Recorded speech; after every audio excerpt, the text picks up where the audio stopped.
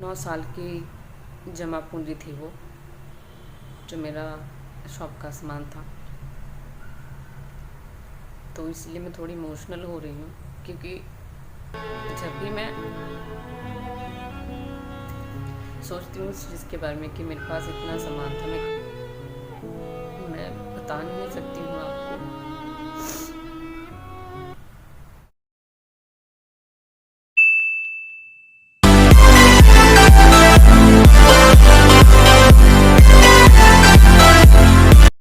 Hello guys, good morning, नमस्ते। और आप सभी का स्वागत है मेरे इस यूट्यूब चैनल में। मेरा नाम है युवराज सिद्धू ब्लॉग्स। तो गाइस, मैं हूँ गुरप्रीत कौर और मैं यूट्यूब पे भी मैंने स्टार्टिंग की है अपने ब्लॉग्स बनाने की।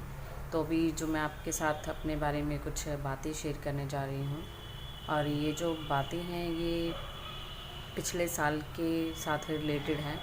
तो क्योंकि जब लॉकडाउन लगा हुआ था तो उसके बारे में मैं आपको अपनी स्टोरी बताने जा रही हूँ कि जो लॉकडाउन लगा हुआ था उसमें हमारे साथ क्या हुआ और कैसे हमने वो इतने हार्डली जो दिन है वो काटे थे हमने। तो गाइस, हुआ यूँ कि जो मेरे हस्बैंड हैं तो उनके पास उस समय कोई जॉब नहीं थी जब लॉकडाउन लगा हुआ था। और मैं जो पिछले 8-9 साल से मैं अपनी एक जनरल स्टोर चला रही हूँ। तो जनरल स्टोर में चला रही थी जो, तो ऐसा हुआ कि जो हमारी शॉप्स थी वो थोड़ी पुराने टाइप की थी। तो जो हमारे ऑनर थे उन्होंने जो शॉप्स थी वो तोड़कर नई बनानी थी, और इसी वजह से जो मुझे अपना सामान है वो उठा के अपना समेट के घर पे रखना पड़ा। और उसके बाद हमने कहीं और शॉप देखी कि चलो जब तक शॉप्स बनती हैं हम कहीं और शॉप देख लेते हैं, तो ऐसा है कि जो काम हमारा चलता रहेगा। और गाइज़, जो हुआ ऐसे कि जो शॉप हम तो गाइज़ हमने जहाँ पे शॉप ली वो शॉप मेरे हस्बैंड के किसी नॉन पर्सन की थी। तो उनकी जान पहचान का ही वो कोई उनका फ्रेंड कह लो चाहे था वो। तो हमने 2 मंथ्स के लिए शॉप ली, क्योंकि 2 मंथ बाद हमारी जो शॉप थी वो बन के तैयार हो जानी थी। तो हमने जनवरी 2020 में हमने शॉप ली थी। 1 जनवरी 2020 था उस टाइम। तो हमने जो 2 महीने के लिए शॉप ली उनसे, और हमने जो अभी सामान हमारा रखा ही हुआ था वहाँ पे, तकरीबन 3 लाख के करीब मेरा सामान था जो मैंने उस शॉप में रखा। तो वहाँ पे उसका पहले ही रेडीमेड का काम था। तो उस बंदे ने मुझे बोला कि चलो, मेरे हस्बैंड से बात की उन्होंने कि आप ऐसा करो कि जो मेरे कपड़े पड़े हैं आप उनको भी बेचते रहना, बीच में जो कमीशन होगा हम आपको दे देंगे। तो मेरा सामान लगाने के लिए तो वहाँ पे इतनी जगह नहीं थी, तो जैसे तैसे करके मैंने जो दीवार की वो एक साइड होती है, मैंने वहाँ पे अपना थोड़ा बहुत सामान एडजस्ट किया, जैसे कि लेसेस वगैरह और गिफ्ट आइटम वगैरह, और थोड़ा सा कॉस्मेटिक का सामान मैंने बाहर निकाला। तो जो बाकी का सामान था वो मेरा पैक करके जो उसका काउंटर था उसके काउंटर के दूसरी साइड में रखा हुआ था। तो गाइज़, जो मेरा काउंटर था वो फ्रंट पे हमने एडजस्ट करके लगाया, स्पेस बहुत कम थी वहाँ पे। तो हमने उसको बोला भी कि भाई आप अपना सामान निकालो यहाँ से, क्योंकि हमारा सामान नहीं लग पा रहा है। तो उसने बोला कि मेरे पास रखने के लिए जगह नहीं है, आप एडजस्ट कर लो अभी। तो हमने सोचा कि चलो 2 महीने की बात है, देख लेते हैं। तो अभी थोड़े ही दिन हुए थे, 15 दिन ही हुए थे आई थिंक। तो वो बोलने लगा कि आप ऐसा करो कि आप दुकान खाली कर दो और मैंने अपना काम दोबारा से स्टार्ट करना है, और वो 1 मंथ का रेंट हमसे मांगने लगा। तो इस वजह से हमने उस टाइम हमारे पास हमने अभी सामान लगाया ही नहीं था, तो हमारे पास पैसे भी नहीं थे इतनी जल्दी देने के लिए कि हम उसको पैसे दे पाते। तो हमने उसको बोला कि भैया आप अभी रुक जाओ, अभी हमारी जो बात हुई है, हमारी 2 महीने की बात हुई है कि 2 महीने का आपको रेंट इकट्ठा दिया जाएगा और आप हमें 2 महीने यहाँ पे काम करने देंगे। तो उसने बोला कि नहीं, ऐसा नहीं हो सकता, आप सामान यहीं पे रख जाओ अपना। तो क्योंकि मेरे पास और कहीं सामान रखने के लिए भी जगह नहीं थी, तो हम कि चलो, जो बंदा अपना सामान हमारे सर पर छोड़ रहा है, ट्रस्ट कर रहा है हम पे, तो हम भी इस पर ट्रस्ट करके देख लेते हैं। तो गाइज़, हमने यहाँ पे धोखा खा लिया और हमने उस पर ट्रस्ट कर लिया बंदे पे। और अपना जो 3 लाख के करीब जो भी मेरा सामान था, जिसमें इतनी आइटम्स थी ना जनरल स्टोर की कि मैं आपको क्या बताऊँ। तो तकरीबन 1.5 लाख के करीब तो मेरी लेसेस ही थी। इसके अलावा बच्चों के टॉयज़, गिफ्ट आइटम्स, रेडीमेड कपड़े बच्चों के, कॉस्मेटिक का सामान, बैंगल्स वगैरह। गाइस, बहुत ज़्यादा सामान होता है मनियार की शॉप में भी। तो हमने वहाँ पे पैक करके रख दिया।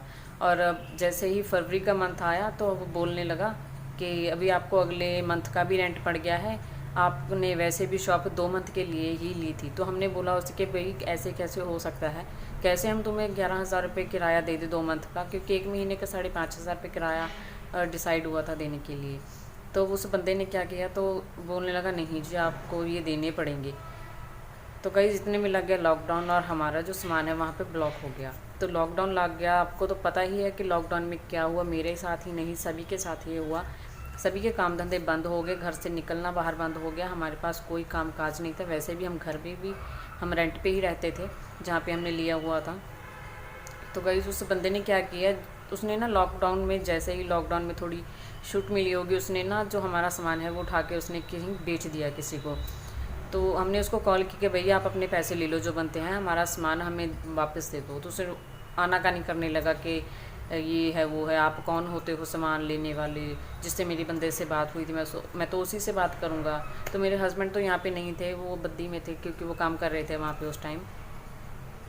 तो उसने हमें उस टाइम सामान नहीं दिया, और जैसे ही हमें पता चला ना फिर कि वो बंदे ने सामान बेच दिया है, तो गाइस हमने उस पर जो एसएसपी ऑफिस जाके मैंने मोहाली वहाँ पे उस पर एफआईआर लिखवाई। तो उन्होंने हमें रेफ़र किया जो हमारे नज़दीकी यहाँ पे पुलिस स्टेशन पर था। तो वहाँ पे जो बातचीत हुई हमारी, और गाइस वो बंदा बिल्कुल झूठा पड़ रहा था वहाँ पे। पुलिस वाले भी इस बात को मान गए थे, लेकिन जो वहाँ का उस सरपंच था ना, उसने उसका जो सपोर्ट किया, उसने जो कॉल करवाई। तो अभी मैं इस वीडियो में उस बंदे का नाम नहीं लूँगी कि किस बंदे से उसने कॉल करवाई। तो एमएलए था वो बंदा जिससे उसने कॉल करवाई। तो जो उस पे बंदे पे पर्चा काटने वाला ही था जिसने हमारा सामान बेच दिया था उठा के। तो सरपंच गए एसएचओ के पास, तो उन्होंने बोला कि नहीं जी ये करो वो करो कि पर्चा मत काटो। तो एसएचओ साहब ने तो बोला था कि भाई जितनी रकम बनती है आप इनकी या तो इनको वो दो या फिर इनका सामान दो। तो उन्होंने जो फैसला है वो सरपंच के सिर पर छोड़ दिया, लेकिन सरपंच ने पता नहीं उसके साथ उसको कोई मिली भगत है या क्या है, अभी कुछ नहीं पता। तो जो वो बंदा मानने को ही तैयार नहीं था, वो बोल रहा था कि ये अपना सामान तो ले गए हैं उठा के, मेरे पास इनका कोई सामान नहीं है। तो गाइस अगर हम अपना सामान उठा के ही ले गए थे तो हम बेवकूफ़ हैं क्या? मैं इतनी दूर चक्कर काट रही हूँ अपने बच्चे को साथ में लेके, एसएसपी ऑफिस में 2-3 बार चक्कर लगा के आई हूँ वहाँ पे, बार बार मैं पुलिस स्टेशन के चक्कर लगाती रही वहाँ पे, इतना किराया लगा के ऑटो में। तो उस बंदे ने सच माना ही नहीं है, और जब उसने सच नहीं माना तो हमने उससे एक बात कही कि अगर तुम सच्चे हो ना तो ऐसा करो, नूरपुर बेदी चलो आप हमारे साथ वहाँ पे, या फिर अकेले चले जाओ वहाँ जाके कसम उठा लो कि हाँ मैंने इनका सामान नहीं बेचा है।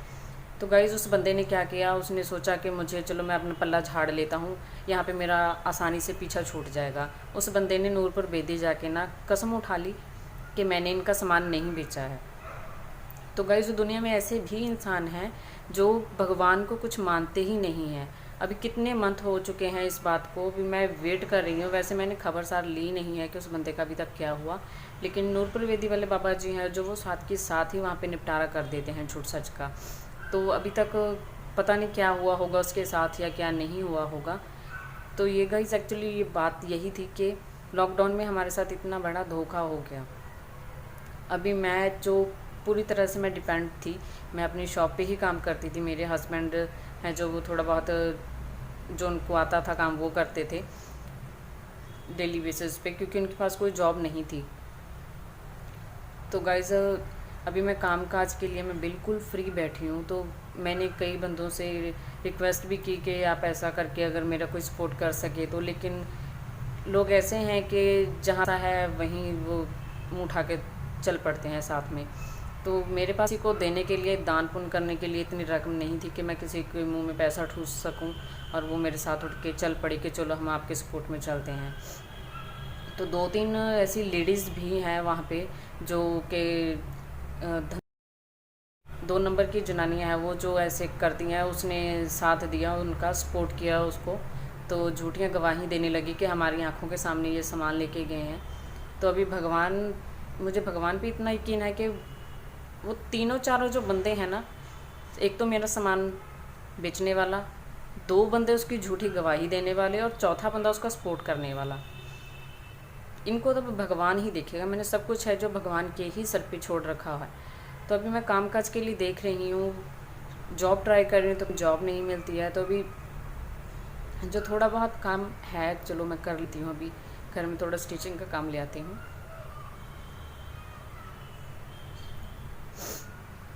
सॉरी गाइस, लेकिन मेरी इतने टाइम की मेहनत सारी मेरी बेकार गई।